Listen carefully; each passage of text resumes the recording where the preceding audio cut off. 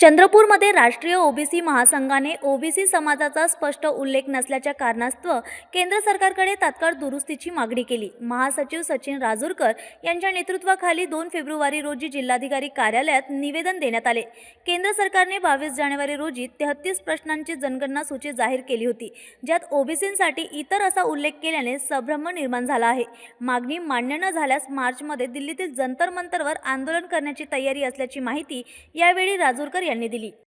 नाही, सरकारने 22 जानेवारीला एक अधिसूचना काढली, राजपत्र काढलं भारत सरकारने। त्यामध्ये 33 प्रश्नावली हे केलेली आहे, मकानांची सूची तयार केलेली आहे, हाऊस होल्ड सर्वे होत आहे। त्यामध्ये 12व्या क्रमांकावर अनुसूचित जाती, जमाती आणि अन्य असा उल्लेख केलेला आहे।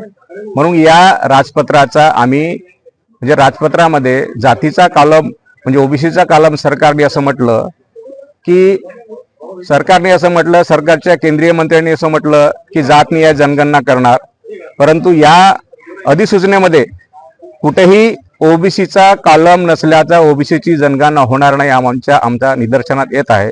म्हणून आमचं हे आज निवेदन दिलं आहे। सरकारने हे राजपत्र बदलावा अशी आमची मागणी आहे। त्याच्यामध्ये ओबीसीचा कॉलम असावा असं ते राजपत्र सरकारने काढावं